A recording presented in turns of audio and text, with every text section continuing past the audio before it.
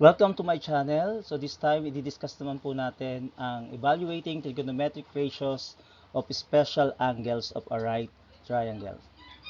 Let's have example number 1. Determine the exact value of the expression secant 30 degrees plus cotangent 60 degrees. So, nilagay ko na po dito yung ating pong table of values for trigonometric ratios of special angles. Ito po yung magiging reference natin para mahanap natin yung value ng secant 30 at saka ng cotangent 60. Okay po, so ito po yung ating solution. Secant 30 degrees plus cotangent 60 degrees. So, tingnan po natin sa ating pong table of values yung secant. So, ito po yung secant. And then, yung angle niya ay 30 degrees. So, pagtatapatin lang po natin yan. Ano po? Secant 30. So, ayan po. So, makikita nyo po, ang value po niya ay 2 square root of 3 over 3. Punta naman tayo kay cotangent. So, ito si cotangent. Ito naman po si 60 degrees. So, pag pinagtapat po natin yung dalawa, 60, tatapat kay cotangent. So, cotangent 60 degrees. So, ang value po niya ay square root of 3 over 3. Yan po yung isa-substitute natin sa given. So, palitan na po natin. Secant 30 degrees is 2 square root of 3 over 3 plus cotangent 60 is square root of 3 over 3. So, mapapansin nyo po, same po yung kanilang denominator. No? Pareho po silang 3. So, ibig sabihin, ito po ay similar fraction. So, paano po ba mag-add ng similar fraction? Kokopyahin lang po natin yung denominator. And then, ang ipoprocess lang po natin ay yung numerator. So, we have 2 square root of 3 plus square root of 3. Ayan, 2 square root of 3 plus square root of 3. So, since yung radical po natin ay parehong square root of 3, ibig sabihin, similar radicals po sila.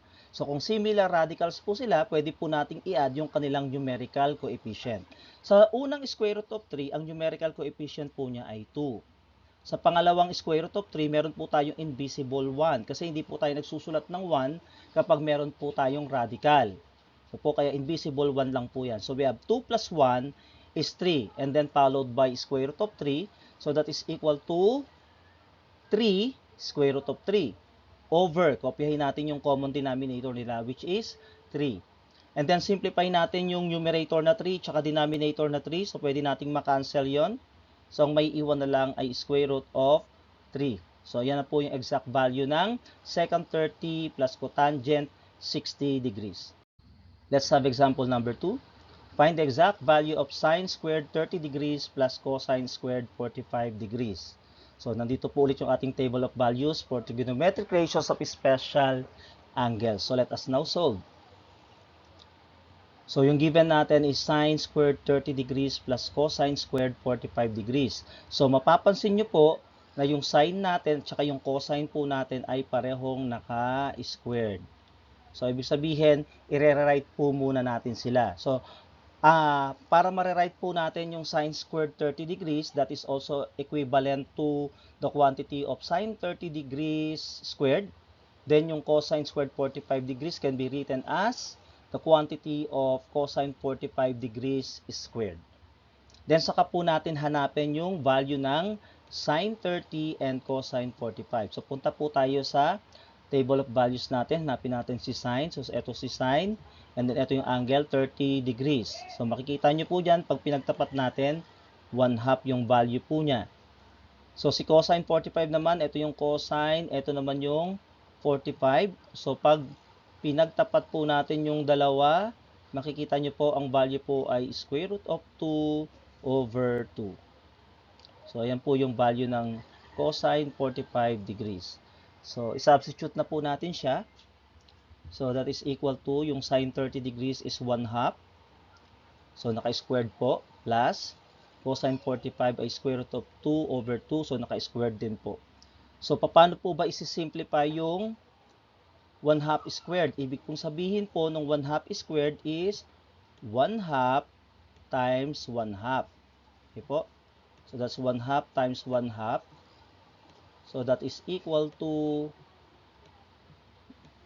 numerator sa numerator times denominator sa denominator. So 1 times 1 is 1, 2 times 2 ay 4. So we have 1/4 plus.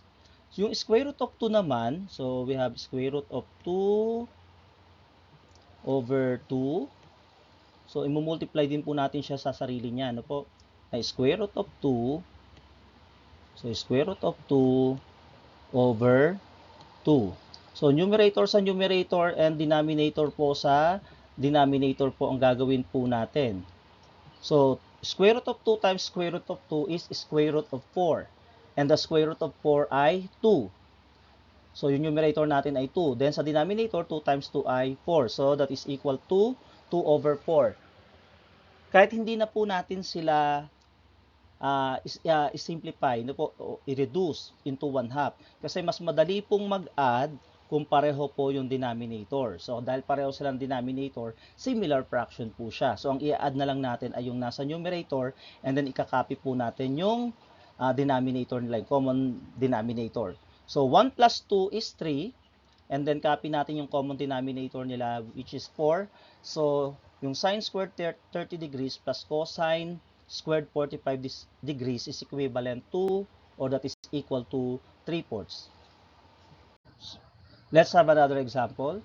What is the value of x if cosine 30 degrees plus x is equal to square root of 3? So, this time, yung given po natin is an equation. So, hindi na po siya expression, na equation na po. And we are asked to find the value of x. Okay, so let's continue. So, we have cosine 30 degrees plus x is equal to square root of 3. So, para lang din naman po tayo nagsosolve ng algebra. Ano po? So, i-isolate po natin si x. Then, that is equal to square root of 3. And then, ito pong cosine 30 degrees ay itatranspose natin dun po sa kabilang side ng equation. But see to it na kapag nagtatranspose po tayo, ay nagpapalit po tayo ng sign. Kaya magiging minus, then followed by cosine 30 degrees. So, to continue, we have equals square root of 3 minus. Then, hanapin natin sa table of values natin yung cosine 30. So, ito yung cosine, ito yung 30 degrees. So, ang value po niya, pag pinagtapat natin ay square root of 3 over 2. So, yun yung ipapalit po natin. So, we have square root of 3 over 2. And then, to simplify, ano po ang gagawin po natin? Si denominator na 2 ay i-multiply natin kay square root of 3. Okay po? And then, saka natin siya i-minus kay square root of 3. Okay po? So, we have 2 times square root of 3 is 2 square root of 3. Then, i-minus natin kay square root of 3 followed by, di-divide natin. So, kokopyahin lang po natin yung denominator na 2. Ayan. And then, simplify po natin yung nasa numerator. 2 square root of 3 minus square root of 3. So, dahil pareho naman po silang square root of 3, ibig sabihin, similar radicals po sila, pwede po natin i-minus yung numerical coefficient nila. So, dito po ang numerical coefficient ng unang square root of 3 ay 2. And dito, sabi ko nga, hindi po tayo nagsusulat ng 1. So, meron po tayo invisible na 1. So, ibig sabihin, 2 minus 1 is 1. Then, followed by square root of 3. So, that is 1 square root of 3. Pero, hindi po tayo nagsusulat ng 1. Kaya, that is equal to square root of 3 na lang po. Then, over yung denominator natin na 2. So, that is the value of x. Now, square root of 3 over 2. Thank you for watching.